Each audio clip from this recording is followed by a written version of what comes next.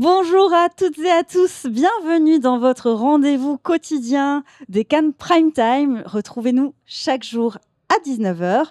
Nous mettrons tous les jours pendant la durée du festival en lumière les talents techniques qui font briller les films en sélection officielle. Bonjour Alexia. Bonjour Mathieu. Eh bien cette année, nous avons en plus le plaisir d'avoir un diffuseur radio sur la FM DAB+, Ciné Musique Radio.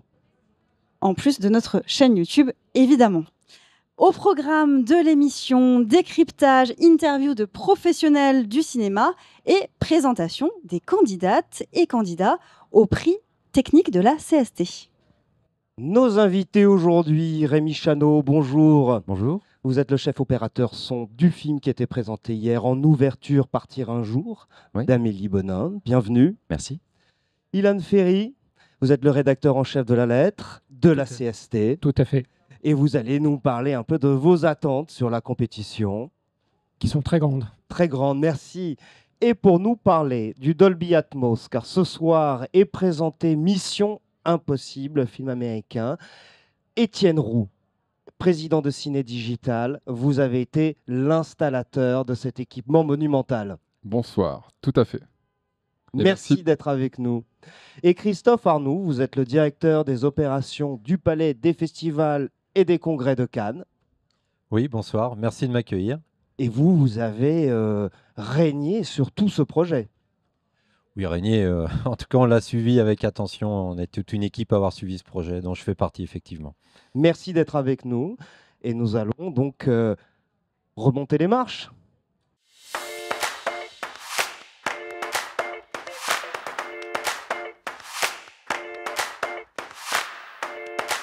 Hier soir était présenté pour la première fois en ouverture du Festival de Cannes un premier film, Partir un jour d'Amélie Bonin. L'histoire de Partir un jour, c'est Cécile qui s'apprête à réaliser son rêve, ouvrir un restaurant, son propre restaurant gastronomique. Mais elle va devoir rentrer dans son village d'enfance suite à l'infarctus de son père et loin de l'agitation parisienne, elle va recroiser son amour de jeunesse et ses souvenirs vont ressurgir et ses certitudes vaciller. Donc on accompagnait la réalisatrice pour ce film de nombreux et nombreuses techniciens et techniciennes, Héloïse Péloquet, chef monteuse, qui présentait en 2023 le film L'émeute de Kamal Lazrak, prix du jury Un certain regard. À la déco, Chloé Cambournac, qui avait déjà travaillé avec Amélie Bonin sur le court-métrage du même nom. À Cannes, elle a également présenté des films. Elle a signé la décoration de plusieurs films comme Les femmes au balcon de Noémie Merlan, présenté l'année dernière en séance de minuit, ou encore Papicha de Mounia Medour, en sélection Un certain regard en 2019. Et avec nous aujourd'hui, pour parler d'un film qui est une comédie musicale, le chef opérateur son, vous êtes sur le plateau, vous enregistrez et vous allez nous raconter comment on fait pour faire une comédie musicale. Vous aviez les chansons avant ? Comment j'ai fait? Parce que sans prétention, il y a sûrement plein d'autres façons d'aborder la chose. J'avais les chansons avant, les chansons étaient dans le scénario. J'en connaissais une grande partie parce qu'on est beaucoup à connaître Partir un jour. Enfin bon. Voilà. Il faut préciser que beaucoup de chansons sont du répertoire pop français. Toutes les chansons sont du répertoire pop français, populaire, que, entre guillemets, tout le monde connaît. Voilà. Donc je connaissais les chansons, oui, naturellement. Et ensuite, les arrangements sont arrivés plus tard. Ils ont été tous réarrangés. Et est-ce que vous pouvez un peu nous parler de la manière dont Amélie Bonin est venue vous parler de ce projet, comment elle vous a présenté les choses, sachant qu'elle a repris en partie certaines méthodes de fabrication du film qu'elle avait déjà utilisées pour son court-métrage? Comment le projet m'est arrivé? J'avais fait la prise de son de Wesh Rimbaud, qui est un court-métrage de Dimitri Lucas, qui est son co-auteur. Et Amélie venait régulièrement travailler avec lui, puisque je crois qu'elle avait coécrit Wesh Rimbaud. J'espère que je ne dis pas de bêtises. On a sympathisé, puis à la fin du tournage, elle m'a dit: est-ce que tu veux pas lire un truc que j'ai écrit? J'ai dit, bon, montre-moi ce truc. Je l'ai lu, c'était génial. Et c'était parti. Elle m'a dit dès le début, j'espère que j'anticipe pas trop vos questions, mais la question de la prise de son directe pour une comédie musicale n'était pas pour elle absolument dogmatique. Mais c'était son intention. Disons que peu importe que ce soit vraiment du direct, elle avait envie que les transitions soient douces entre ce qui est parlé, ce qui est chanté, qu'on a l'impression que ça vienne des personnages directement. On n'était pas du tout chez Jacques Demy, quasiment à l'opposé, même si on aime beaucoup Jacques Demy, hein. Et donc voilà, elle était partie d'un truc pas dogmatique, mais dans cette intention-là. Et petit à petit, en travaillant beaucoup en prépa, on a affiné et on est parti sur que du direct. Du direct, des sons seuls, voilà. Vous voulez dire que les acteurs chantent réellement sur le plateau? Toutes les comédiennes et tous les comédiens chantent sur le plateau. Il y a une ou deux phrases de post-synchro, il y a un refrain qui a été refait un moment. Mais non, on est tous sur du son de plateau, soit du synchrone, soit du son seul. Les deux monteuses sont très bien travaillées, mais voilà, c'est tout du son de plateau. Il et elle chantent réellement, et avec les petits défauts que ça a et qu'on aime beaucoup. Et est-ce que c'était la première fois que vous travailliez sur un film musical? Non. Un film aussi musical que celui-ci, oui. Mais non, c'est un exercice qui me plaît un petit peu sur L'Homme d'argile d'Anaïs Tellen. Bon, alors, entre la version écrite, tournée et montée, présentée, ça a beaucoup changé. Mais initialement, il y avait une grosse demi-douzaine de séquences musicales, pas du tout sur le même mode, hein. C'était des groupes folkloriques, une fanfare, voilà. Donc déjà, le sujet m'intéressait et on a tourné ces choses-là. Après, dans le film, il n'y a plus que 3 ou 4 morceaux.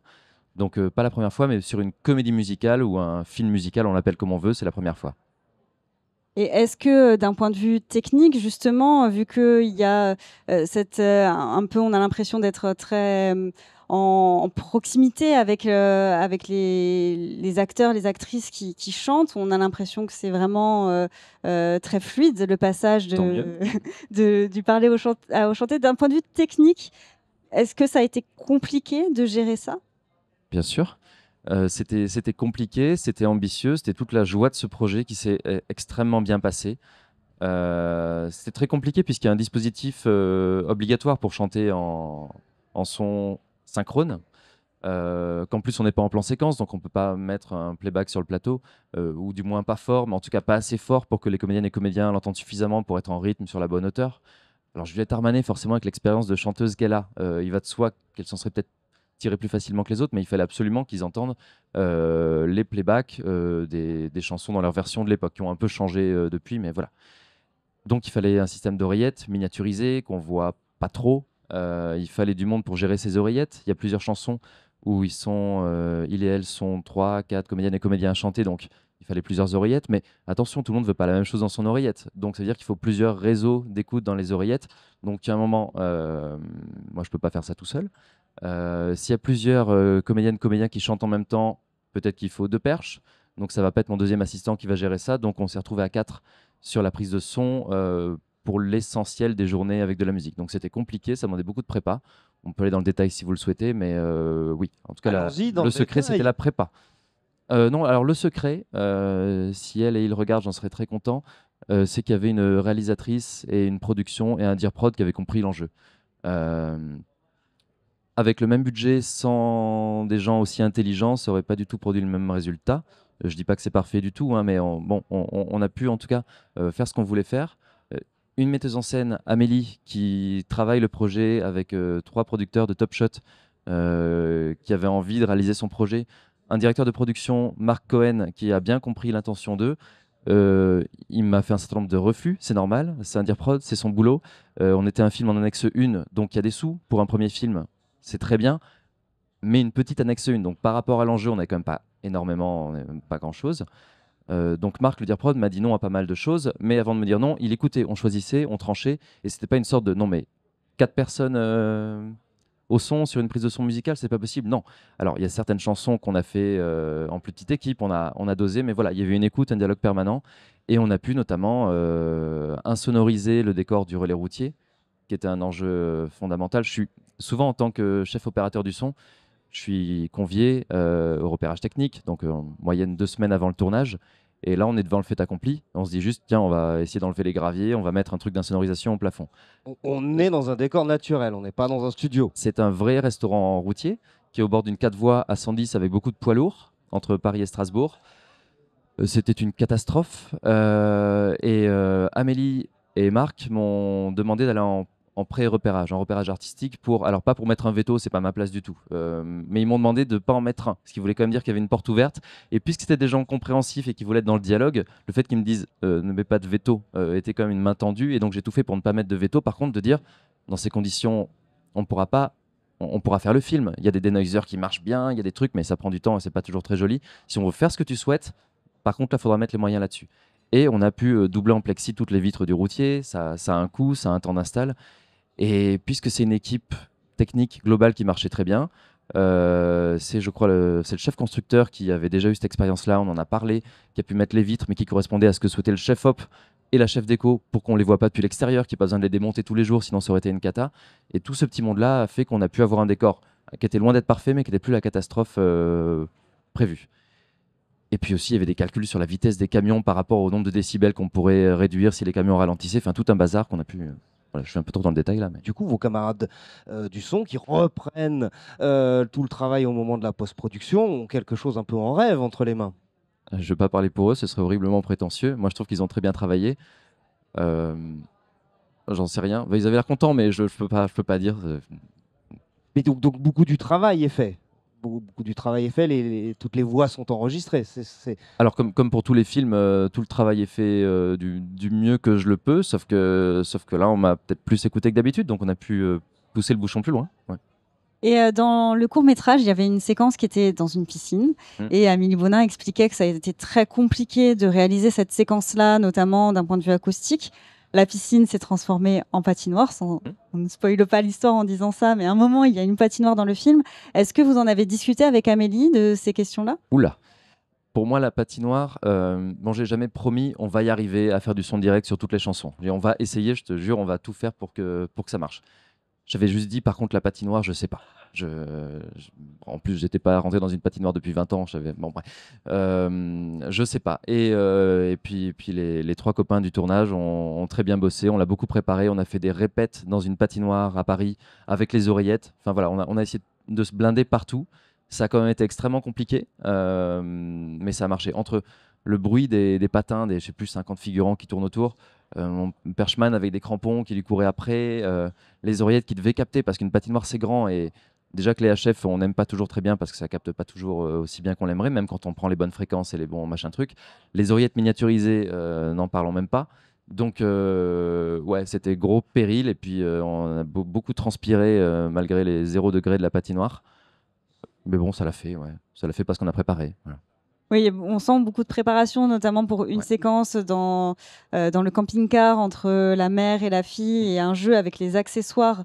Ilan en parlera peut-être pour faire un retour sur le film, mais là aussi, quand il y a beaucoup d'accessoires qui rentrent en jeu et en plus des moments chantés, ça doit rajouter de la complexité pour vous en termes de prise de son. Il ne faut pas entendre trop les choses qui font des bruits, par exemple. Après ça, qu'on chante ou qu'on chante pas, c'est le même truc sur tous les films. J'aimerais que tu chuchotes en jouant des cymbales et regardant tes pieds qui marchent dans le gravier. Il y a un moment, on n'y arrive pas. Pour les accessoires, je vous disais, c'était une équipe vraiment intelligente qui était dans les compromis, et tout le monde cédait et faisait en sorte d'arranger les copains et les copines. Par exemple, sur les accessoires, Amélie a fait une petite concession, j'espère une petite concession, puisque Fanfan rêve d'aller en Italie, il y a des cartes d'Italie dans le camping-car. Elle voulait aussi des petits ventilos. Voilà, alors on a cherché ventilo qui fait pas de bruit, mais qui fait pas de bruit, qui envoie quand même du souffle dans les micros, machin. Bon, puis elle m'a dit, bon, en fait, on met pas de ventilo parce que je sens que ça va être une tannée. Elle a bien fait, merci. Donc voilà, on s'arrange. Après, les trucs indispensables, les patins dans une patinoire, ça fait beaucoup de bruit. On n'allait pas enlever les patins. Donc oui, mais pas plus. C'était pas plus difficile que si c'était une séquence parlée tout à fait classique. Et en fait, les enjeux de cette comédie musicale, il y avait la question qu'on peut développer, si vous voulez, des oreillettes qui forcément changent beaucoup de choses pour nous. Mais par contre, le fait que ce soit une comédie musicale, que la prod ait compris, que le dire prod ait compris, et que j'ai une vraie belle équipe avec moi, a fait que j'ai eu plus de moyens pour mettre en œuvre des choses qui me permettaient d'avoir les séquences parlées et pas chantées dans des meilleures conditions. Parce que pour moi, et ça s'est avéré à peu près vrai, à part dans certaines séquences, chanter avec un micro au-dessus de la tête, à enregistrer, c'est pas forcément plus compliqué que du texte, voire c'est plus simple parce qu'il y a naturellement une envie d'un peu plus projeter, de soutenir sa voix. Ce qui fait qu'en fait, moi, si on met des doublages en plexi pour le chant, tant mieux, mais surtout, on va y gagner sur toutes les voix. en fait, c'était une prise de son tout à fait classique. On l'a dit, le film était en ouverture du festival. Il a suivi donc une cérémonie qui était pris d'un ton très combatif et c'était suivi donc d'un film radieux, solaire, comme la météo d'aujourd'hui. Ilan, vous avez vu le film?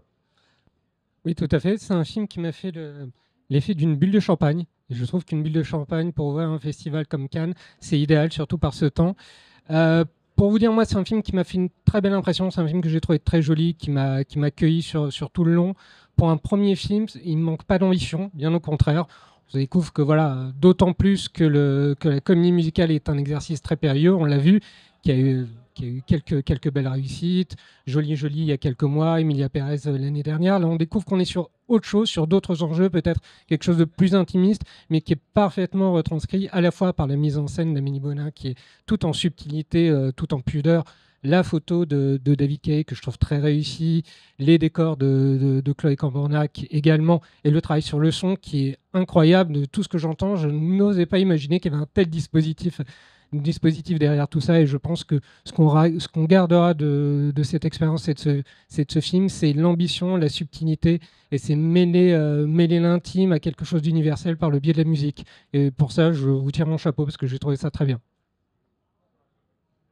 Et concernant le son, je ne sais pas si nos invités ont des retours à faire sur Partir un jour, puisque ce sera le sujet aussi de la prochaine séquence sur la CST, parole de CST sur l'Atmos, vu qu'il y a un petit lien quand même entre l'ingé son et les installations sonores.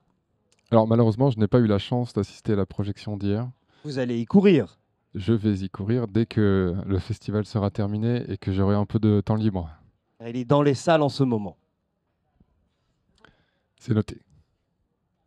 Ce qu'on peut dire quand même par rapport au son, même si je suis comme Étienne, je n'ai pas vu le film, c'est que les salles de projection, toutes les salles de projection du Palais des Festivals sont testées par la CST, par Dolby. Ils sont dimensionnés aux normes cinématographiques d'aujourd'hui. Donc il n'y a pas une salle où on va passer un film qui n'est pas dans la réglementation et dans les règles établies pour le cinéma. Et ensuite, il y a des répétitions qui se font la nuit. Donc le film a été essayé avant de le présenter au public. Donc en fait, même si je ne l'ai pas vu, je sais que les qualités étaient optimum, puisque de toute manière, il y a toute une équipe de personnes qui s'évertuent à livrer le meilleur de la salle pour que le film soit accueilli correctement. Et ce qu'on peut ajouter aussi, c'est qu'effectivement, on en parlera plus en détail tout à l'heure, mais la sonorisation, la nouvelle chaîne sonore Dolby Atmos du Grand Théâtre Lumière profite à tous les films, et y compris des films qui ne sont pas mixés en Atmos, mais simplement en 5.1 ou en 7.1. Et j'en discutais tout à l'heure avec Rémi avant l'émission, qui me confirmait qu'il avait trouvé une nette amélioration depuis des projections qu'il avait pu écouter avant la rénovation de la chaîne sonore. Et bien justement, pour parler de tout ça un petit peu plus en détail, place à la parole de la CST.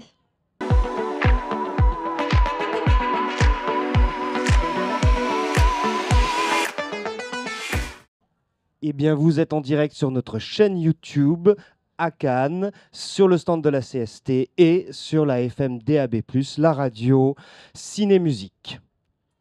Donc cette année, la salle Lumière s'est équipée du son Dolby Atmos. Donc pour en parler avec nous, Étienne Roux et Christophe Arnoux. Est-ce que vous pouvez nous présenter un petit peu déjà qu'est-ce que c'est que le Dolby Atmos ? Alors, la technologie Dolby Atmos a révolutionné le son en salle de cinéma. Ça fait déjà, je dirais, à peu près 13 ans. Donc, cette technologie apporte deux grandes nouveautés. La première, c'est qu'elle multiplie les sources sonores en salle, donc le nombre d'enceintes, et surtout donc, les enceintes d'ambiance, qui sont plus nombreuses à la fois sur les côtés, latéraux, à l'arrière de la salle. Et la grande nouveauté, c'est les plafonds. Voilà. Et la deuxième révolution, c'est que on ne parle plus simplement de canaux discrets, c'est-à-dire ambiance gauche ou ambiance droite, mais de son-objet. Et un son-objet, c'est par exemple, prendre l'exemple de Maverick et d'un avion de chasse qui décolle, on va en fait, le processeur son installé en cabine de projection va calculer le chemin de l'avion en fonction en fait du nombre de haut-parleurs et des dimensions de la salle. Ce qui fait que l'avion va mettre le même temps à traverser la salle, que ce soit une salle de 20 places avec très peu de haut-parleurs, très peu d'enceintes, ou la salle, le Grand Théâtre Lumière du Palais des Festivals. Qui elle n'a pas très peu d'haut-parleurs. Non, qui en a exactement 128 haut-parleurs d'ambiance, et qui fait, je crois, 2309 places. Voilà, donc c'est ça la révolution du Dolby Atmos, et donc ça a commencé il y a 13 ans. Évidemment, c'est une technologie qui est assez onéreuse pour l'exploitant de la salle, qui doit investir dans un matériel beaucoup plus nombreux et beaucoup plus qualitatif qu'une chaîne sonore traditionnelle. Et donc ça a mis du temps, puisque 13 ans plus tard, il y a plusieurs centaines de salles en France qui sont équipées de la technologie. Et je crois même que la technologie Atmos est sortie des salles de cinéma pour équiper d'autres appareils électroniques Plus grand public. plus grand public. Et Christophe Arnoux, du coup, vous êtes, comment dirais-je, engagé sur ce projet. À quel moment? On s'est engagé à peu près 1 an. La décision finale a été prise 1 an avant d'exécuter les travaux dans la salle en elle-même. Donc, pendant l'été, la rentrée 2023. Donc finalement, comme le travail de Rémi Chano, ça a demandé énormément de préparation. Oui, il y a énormément de préparation. D'une part, puisque on est soumis à la commande publique et on doit rédiger des appels d'offres, consulter les entreprises. Donc il y a un bureau d'études qui a travaillé avec nous. On a travaillé avec Dolby, bien sûr, puisqu'il y a tout un tas de plans, de notes de calcul à réaliser avec l'implantation de ces enceintes, des 128 enceintes, comme le disait fort justement Étienne. En comparaison, avant ce chantier, il y en avait 40 dans la salle. Donc ça donne un petit peu l'idée. Et je précise que pour le plafond, il y en a 20. Donc il y a beaucoup d'études qui ont été faites, encore une fois des dimensionnements, des projections, des modélisations de projections de son pour aboutir aux éléments à mettre en œuvre. Et de là, on a pu faire des consultations et passer nos marchés pour réaliser les travaux. Et comment s'est porté le choix du Palais d'opter pour Dolby comme technologie? Pourquoi Dolby? Quels sont les avantages que vous y avez trouvés? Dolby, en fait, c'est lié au festival et au cinéma, quoi qu'il en soit. Donc, le système Atmos, de toute façon, c'est Dolby. L'inventeur, le créateur, c'est Dolby. Donc, là-dessus, il n'y a pas vraiment de questions à se poser. On prend ce qu'il y a de meilleur et on l'applique dans la salle. Et vous avez donc eu l'aide de Dolby sur tout le travail préparatoire, mais vous avez aussi commencé à travailler avec un bureau d'études, le BE. Il vous a accompagné sur la rédaction du cahier des charges qui vous a mené à rencontrer Étienne Roux. Oui, tout à fait. Donc le BE, en la personne de Nicolas Foubert notamment, comme je le disais tout à l'heure, a rédigé le cahier des charges. On a fait des consultations. C'est un appel d'offres, donc il y a eu une mise en concurrence, des analyses et financières et techniques. Et le lauréat du marché, effectivement, c'était Ciné Digital. Donc il y a tout un parcours qui se fait. On avait une fenêtre de tir pour faire les travaux qui était l'été 2024. Donc forcément, on a pris une décision 1 an à l'avance. Le cahier des charges, les consultations. Et entre le moment où le marché est notifié à Ciné Digital et on donne le premier coup de pioche, il y a énormément de réunions qui se sont faites, d'études, de plans. L'idée, c'était que quand on arrive le 1er juillet, on travaille effectivement. On ne réfléchit pas à ce qu'on doit faire, mais on déploie ce qu'on a validé auparavant. Et combien de temps ont duré les travaux?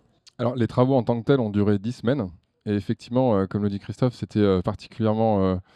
la fenêtre de tir était très serrée. Et en plus, elle était dans des mois où en France, tout le monde n'aime pas forcément travailler. Le mois de juillet et le mois d'août, c'est d'ailleurs les mois où le Palais était disponible pour ces travaux. Mais j'insiste effectivement aussi sur le travail de préparation qui a eu lieu. Vous avez eu le vertige au début quand vous avez vu l'appel d'offres? C'était un sentiment mitigé. Moi, j'étais vraiment extrêmement enthousiaste et très honoré d'avoir été sélectionné par le Palais des Festivals et des Congrès de Cannes. Mais en même temps, effectivement, ça faisait peur puisque le projet est titanesque et on n'avait pas le droit à l'erreur pour plusieurs raisons. Parce qu'effectivement, le timing était serré et puis parce que la salle est tellement prestigieuse que vous ne pouvez que réussir dans un projet comme celui-ci. Et par contre, j'ai été extrêmement surpris, mais aussi très heureux de voir à la fois en interne, donc chez nous, chez Ciné Digital, mais aussi chez tous les sous-traitants qui nous ont aidés à réaliser ce chantier, puisque, pour vous donner quelques chiffres, par exemple, il y a en tout 5 km de câbles qui ont été tirés.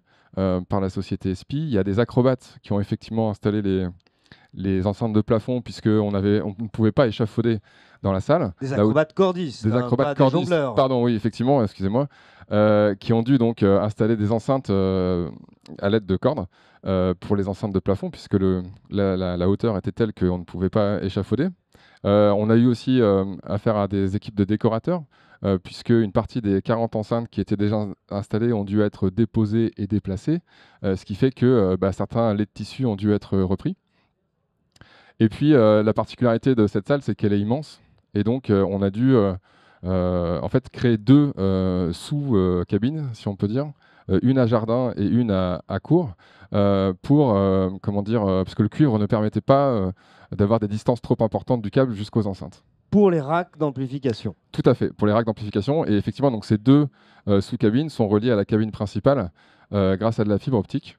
Et ce sont en tout, donc, je crois, 32 amplificateurs qui ont été installés pour une puissance totale de 180 000 watts. Alors, je ne sais pas si ça vous parle, mais c'est des puissances... On ne parle que des ambiances. Et on parle que des ambiances, effectivement, puisque les 5 enceintes de scène et les renforts de basse sont, eux, installés de manière éphémère tous les ans et ne font pas partie des 128 enceintes dont on vient de parler. Et vous expliquiez tout à l'heure que les films qui ne sont pas mixés en Dolby Atmos peuvent aussi bénéficier d'un son plus qualitatif dans la salle lumière en projection. Tout à fait, c'est un des gros avantages de la technologie Atmos, c'est qu'effectivement elle est intelligente et la diffusion du son va s'adapter en fait au support du film et au mixage voulu par le réalisateur et son équipe technique. Et donc, enfin, si on tire vraiment le trait, même un film en mono, même si on repassait The Artist dans le grand théâtre lumière, je suis persuadé que le son serait meilleur qu'avant. Et est-ce que ça changerait quelque chose pour vous, en tant qu'ingénieur du son, de travailler sur un film en Dolby Atmos, ou est-ce qu'au niveau de la prise de son, il n'y a pas de conséquences et que c'est vraiment au mixage qu'on va travailler avec cette technologie ? J'ai pas du tout imaginé cette question, donc non, pour être honnête, non. En préparation d'un film, je me suis jamais dit on est en Atmos. Donc, en plus, comme vous le disiez, si ce sont des sons objets, surtout, je sais pas trop si ça aurait un sens, moi, en termes de choix microphoniques. Voilà. En revanche, on va remonter de 40 ans en arrière. Le fait d'être en multicanal fait que, bien évidemment, on met des couples stéréo, des tripistes, voire plusieurs couples pour avoir plusieurs échelles sur les ambiances. Ça, oui. En Atmos, j'ai pas la prétention d'avoir mis des micros pour le plafond. Alors, pour être plus précis d'ailleurs, je précise un peu, le son objet en fait se rajoute à un mixage discret qui lui est sur par exemple un 5.1 ou un 7.1, et ces objets sont rajoutés, et je crois qu'on peut en rajouter jusqu'à 128 en même temps sur ce mixage traditionnel 5.1 ou 7.1. Donc ces objets, lors de leur prise de son, ils sont pas faits avec 18 micros, ça peut être de la mono, de la stéréo ou je ne sais quoi. Oui, donc pour moi, une prise de son pour les sons objets ne serait pas forcément, si je suis bien, différente d'une stéréo classique ou d'une mono. Et j'imagine qu'il y a des objets qui sont même rajoutés au mixage et qui ne sont même pas captés certainement hors du sondage. Et en ce moment même, Christophe Arnoult, c'est le grand lancement d'un film mixé en Dolby Atmos, puisque Mission Impossible est en train d'être projeté à l'intérieur du Palais des Festivals. Est-ce que vous avez... comment s'est passé le test pour ce film-là ? Est-ce que vous avez un retour aussi de l'équipe technique qui a fait des tests en préparation la nuit dernière ? Je crois que dans le plus grand secret, vous avez assisté à la projection de quelques boucles et vous avez peut-être des impressions aussi personnelles à nous donner. Oui, en fait, pour les tests, les travaux se sont déroulés donc en juillet-août 2024. En septembre 2024, des tests ont été réalisés sans l'écran, les voies d'écran dont parlait Étienne tout à l'heure. C'est-à-dire que tous les canaux ont été testés, toutes les enceintes ont été testées, les orientations ont été testées. Et en septembre, on savait que l'installation était fonctionnelle, opérationnelle. En janvier, nous avons installé la salle en configuration Festival de Cannes, c'est-à-dire écran, voie d'écran, et des tests complémentaires ont été effectués, notamment avec le film Maverick. On parle encore de Tom Cruise, mais et là, effectivement, on a pu assister à une démonstration de ce que rend ce système son Atmos. Et bluffant, c'est un des mots qui me vient tout de suite à l'esprit, on va dire. C'est vraiment impressionnant. Il y a 180 000 watts de puissance, mais cette puissance, elle est maîtrisée. C'est-à-dire que c'est pas criard, c'est pas agressif. Vous êtes enveloppé dans une bulle incroyable. L'avion dont parlait encore une fois Étienne tout à l'heure, quand il vous passe au-dessus, il vous passe au-dessus. Si vous fermez les yeux, vous avez l'impression qu'il y a vraiment un avion dans la salle. C'est incroyable. Mais c'est pas juste un son très puissant dans la salle. Non, il est aussi très clair et très précis. Et ça, c'est grâce à la technologie Atmos, évidemment, mais c'est grâce aussi à la qualité des enceintes, et enfin du matériel en général. Il faut savoir qu'on a installé, on a manutentionné, installé, câblé et réglé 4 tonnes de matériel au total. Ouais, je voulais insister sur la qualité des enceintes, puisque c'est une fabrication française. On peut citer DK Audio, voilà. Donc c'est monsieur François Decruc qui fabrique ces enceintes à Montreuil sur des cahiers des charges extrêmement stricts et qui, depuis des années, promeut du matériel très haut de gamme et qui s'installe finalement assez facilement puisque le Palais des Festivals est un client évidemment très spécial, mais la plupart beaucoup de salles de cinéma installent aussi ces équipements. On parlait tout à l'heure avec Rémi des salles parisiennes préférées. Voilà, donc c'est des enceintes qui sont très qualitatives. L'amplification derrière, c'est QSC qui a fourni ces amplificateurs. Donc là aussi, on est sur du matériel de très haut de gamme, numérique. Donc le traitement du signal est numérique et pas analogique, c'est très important. Et également, on n'en a pas parlé, mais une redondance nécessitée par l'exigence d'un festival. Il faut savoir qu'on a en tout 3 réseaux différents et tout est triplé. Donc ça veut dire que en cas de panne et en cas de problème sur un des réseaux, on a 2 secours qui peuvent être enclenchés dans la seconde et pour que ceinture et bretelles, comme on dit. Exactement. Et Rémi Chano, d'ailleurs, quand vous travaillez sur un film, est-ce que vous aimez bien aller regarder et écouter ces films dans différentes salles pour voir un petit peu le résultat de ce travail et l'analyser? Et est-ce que à quel point c'est important pour vous? Oui, mais tout comme j'essaie à ma petite échelle de faire des liens entre la prise de son dès la préparation d'un film avec la post-prod, le montage son et le mixage. Je fais des rapports son longs comme insupportables et beaucoup trop longs à lire. Donc je suis très en lien avec la post-prod, en tout cas de mon mieux. Et il se trouve que de mes expériences récentes, je m'entendais bien avec ces gens-là. Donc je passe au mixage. Voilà. Et bien sûr, je vais voir le film plusieurs fois. Après, honnêtement, c'est aussi toujours l'enfant qui s'est mis à faire du cinéma qui veut voir le film plusieurs fois. Quand on aime, on voit plusieurs fois un film. Oui, absolument. Non, mais en plus, les mixeurs, et on peut parler de Nils Barletta qui a mixé Partir un jour. J'aime ce qu'il fait, mais en plus, je suis totalement en confiance. Donc, je vais pas surveiller son boulot. Je me dis, s'il y a un truc qui me plaît pas éventuellement, c'est pas le cas de Partir un jour, mais si un truc me plaît pas, c'est pas un hasard, c'est que lui, il avait un autre goût sur quelque chose. Donc, j'ai pas une oreille de surveillant. Il y a beaucoup de discussions quand même entre vous et la post-production son. J'en crée. Après, je supervise pas la post-prod son. Dans le fonctionnement, dans le cinéma français en tout cas, il n'y a pas un lien vraiment très officiel entre la prise de son, le montage son et le mixage. Un peu plus entre le mixage et le montage son quand même. Contrairement à l'image où le chef op supervise l'étalo, c'est pas forcément lui qui a les manettes mais il le supervise. Nous au son non, et je crois qu'on a intérêt, et à ma minuscule échelle j'essaie de le faire, de créer plus de liens dès la prépa pour bosser sur un projet commun. Peu importe les trucs techniques, on s'en fiche en fait, mais de vers où on va, et je pense qu'on aura intérêt notamment les intentions que raconte le film au son, et aussi pas forcément pour avoir des résultats tout de suite très concrets sur quel micro on prend ou je ne sais quoi, mais pour en parler avec la metteuse en scène et se dire vers où tu veux aller, poser des questions et ensemble créer un projet sonore. Voilà, j'ai un peu digressé, mais je rebondis quand même sur la question que vous posez, Alexia, tout à l'heure. Maintenant que cet auditorium et que le Festival de Cannes est équipé Dolby Atmos, est-ce que vous imaginez que des films à réessai vont de plus en plus aller vers ce type de mixage? En Atmos? Oui. Je pense qu'il vaudrait mieux demander à un mixeur et peut-être à la personne qui a le carnet de chèques pour choisir l'audi, pour mixer le film. Moi, j'en sais absolument rien, désolé. Et Ilan, sur le Dolby Atmos, est-ce que vous avez déjà participé à une projection dans une salle qui est équipée de cette technologie, ou ça sera ou c'est une grande première Ce sera forcément une première au Grand Théâtre Lumière.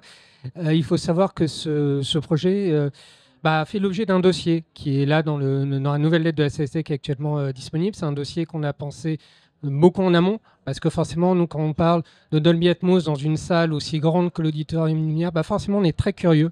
On est très curieux de savoir comment ça a été mis en place, combien de temps durent les travaux, quelles ont été toutes les enceintes qui ont été mises. Enfin, Voilà, et c'est un dossier qu'on a coécrit avec Mathieu, et au fur et à mesure de nos entretiens, on s'est rendu compte que c'était vraiment le projet de tous les superlatifs, avec voilà, des chiffres un peu gargantuesques qu'on a repris justement dans un encart spécial. Et là, on peut qu'être curieux de voir ce que ça va donner, parce qu'on sait que ça va forcément être incroyable. Et on est très content de voir que ça commence par un film comme Mission Impossible qui va être à la mesure du dispositif qui a été mis en place. Je parle d'un point de vue purement technique, pas artistique, mais purement technique. Donc très très très curieux d'entendre ça. Et puis le fait que maintenant, aujourd'hui, que la salle lumière est en Dolby Atmos, peut-être que ça va ouvrir la voie à des films toujours plus immersifs et qui vont justement se penser en termes de son pour et par l'Atmos. Alors, beaucoup des interlocuteurs et des partenaires ont été cités, on en a certainement oublié, mais vous les retrouverez effectivement dans la lettre de la CST du mois de mai. Comment, comment La lettre poser... qui est disponible pour ceux qui sont au Festival de Cannes, vous pouvez venir récupérer la lettre de la CST sur le stand de la CST. Et sinon, elle est disponible en ligne pour nos adhérents. Vous diriez que c'est un miracle, cette réussite? Alors non, non, je pense pas que ce soit un miracle. C'est quelque chose qui a été très bien préparé, effectivement. Je tiens à tirer mon chapeau au BE, effectivement, et Nicolas Foubert, avec qui ça s'est extrêmement bien passé. Quelqu'un qui était très à l'écoute, puisque un chantier, forcément, a des aléas. Forcément, il y a des choses qui ont été prévues, et quand on arrive, c'est un peu différent. Donc il a fallu être très réactif. Donc non, je tiens vraiment à tirer mon chapeau à l'ensemble des participants, et y compris aux collaborateurs de Ciné Digital, et tout particulièrement donc, notre agence à Marseille qui a suivi ce chantier au quotidien, et également donc, à la direction technique et au bureau d'études qui sont eux basés à Nantes, au siège du groupe. Et non, je suis très heureux, pour rebondir sur le film qui est projeté en ce moment même, je suis très heureux que ce soit comment dire, un film porté par un acteur, producteur qui aime la salle de cinéma. Je me souviens d'il y a 2 ans, Maverick, qui a été gardé sur les étagères pendant de nombreux mois pendant le Covid pour qu'il puisse sortir en salle. Et pour moi, la salle de cinéma reste vraiment l'écrin du film, la vitrine du film. Et j'espère que ça va continuer. Voilà, donc je suis vraiment très heureux que Tom Cruise puisse mettre en avant son film à Cannes et en Dolby Atmos ce soir. Christophe Arnoux, j'imagine que ce n'est pas le seul chantier du Palais. Vous en avez conduit d'autres. Vous avez peut-être d'autres prévisions pour les années à venir? Oui, effectivement, le palais est en perpétuel travaux, rénovation, amélioration. Donc, l'an passé, nous avions réalisé une rénovation de la salle Jean Mineur. Que les festivaliers connaissent comme la salle André Bazin. Voilà, tout à fait. Et puis là, dernièrement, on a refait la pelouse où on a le photocall pour le Festival de Cannes, la passerelle en bois où les stars passent du photocall à la salle de presse, des sanitaires également. Enfin, la liste est longue et la liste à venir est également longue. Aussi bien d'ailleurs dans des domaines qui sont parfaitement visibles pour les clients et les visiteurs que dans des domaines invisibles et purement techniques.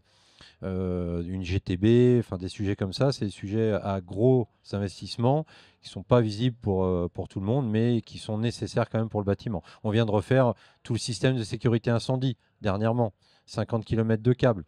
Donc voilà, mais ça on ne le voit pas. Mais sans ça, le bâtiment ne peut pas fonctionner correctement non plus. Eh bien, on va passer tout de suite à la petite interview.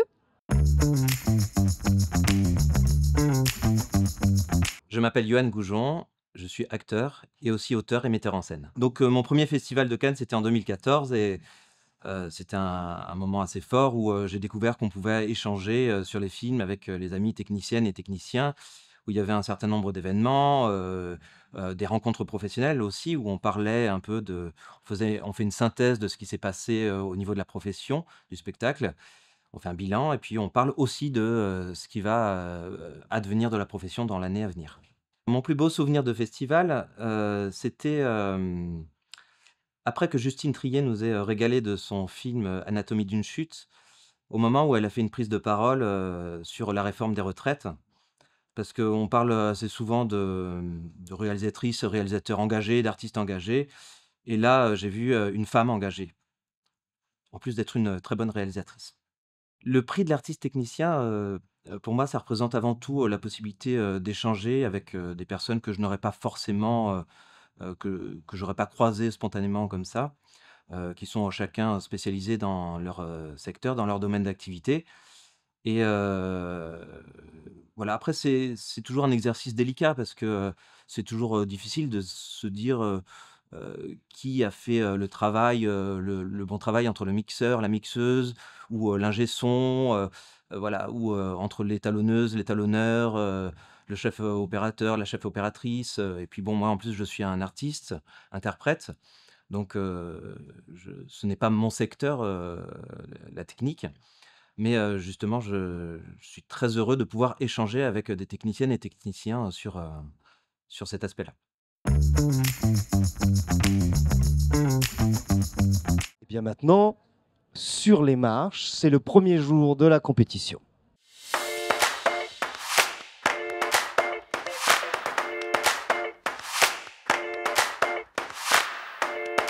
Nous sommes toujours en direct sur notre chaîne YouTube, la chaîne YouTube de la CST, et en simultané sur Ciné, Musique, Radio.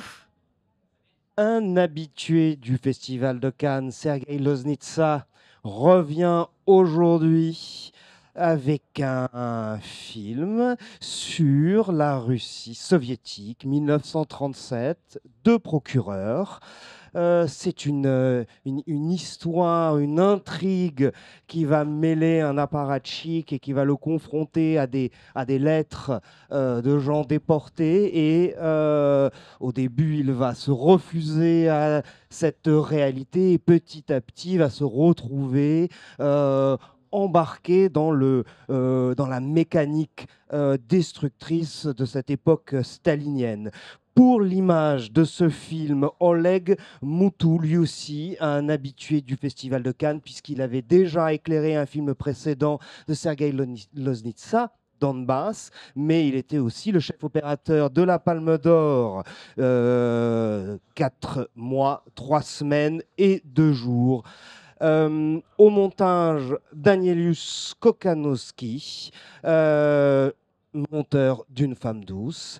Et nous avons un autre film étranger aujourd'hui, un film allemand. Oui, Sound of Falling de Masha Skilinsky. C'est une première fois à Cannes pour la réalisatrice. Alors, c'est l'histoire de 4 femmes qui vivent dans 4 décennies différentes et qui semblent liées les unes aux autres, et on verra comment tout ça est retranscrit ce soir. Alors c'est une première cannoise pour quasiment toute l'équipe de ce film. Le directeur de la photographie, Fabien Gamper, avait déjà collaboré avec la réalisatrice pour son film Dark Blue Girls en 2017, qui était présenté à la Berlinale et qui était en compétition. Excusez-moi, et le directeur de la photo, lui, était en compétition également pour un autre film au Camérimage en 2022, un clip qui s'appelle Zeit du groupe Rammstein, qui était réalisé par Robert Gwistek. Au montage, Evelyne Derac, aussi une première sélection au Festival de Cannes pour elle, et à la décoration, Cosima Wellenzer, aussi première collaboration avec la réalisatrice et première fois à Cannes. Donc on a hâte de voir ce que ce film va donner. Ilan également, vous avez hâte? Moi, j'ai toujours hâte de voir les premiers films en compétition, les premières compétitions des nouvelles générations ou anciennes. En tout cas, le fait qu'il y ait que ce soit une première pour tous ces chefs de poste, forcément, ça ne peut que piquer la curiosité et, espérons-le, augurer du meilleur. Est-ce qu'il y a un film qui vous tente parmi ceux qui sont présentés aujourd'hui? Moi, je pense que je vais aller voir The Two Prosecutors, qui me tente bien. Effectivement, c'est une époque qui m'intéresse. Et en revanche, je ne connais pas du tout le cast ni l'équipe technique, mais voilà, j'espère que ça va être une belle découverte. Oui, c'est une fiction pour ce réalisateur qui alterne documentaire et fiction.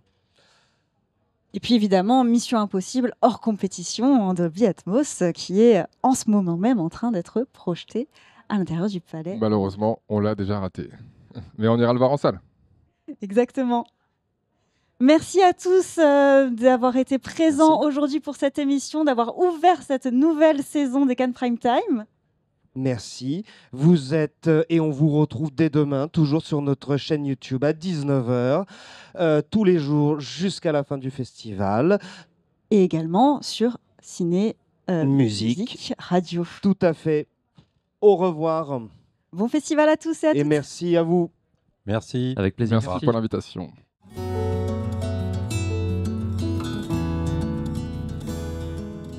Évidemment, compte tenu de mon activité de formation à l'école de cinéma, c'est un prix auquel je tiens tout particulièrement, parce qu'il met en avant à la fois des jeunes responsables et évidemment des jeunes femmes qui sont encore aujourd'hui sous-représentées, mais croyez-moi, les générations qui arrivent et que nous avons en particulier dans les écoles sont extrêmement dynamiques et pour occuper la place, mais c'est important de donner de la visibilité à ces professions et ces jeunes professionnels.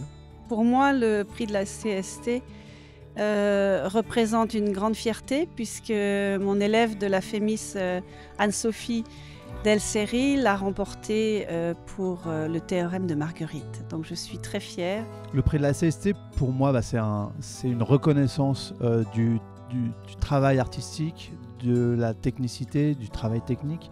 Et donc le prix, c'est vraiment ce qui va faire le lien entre les techniciens et les artistes.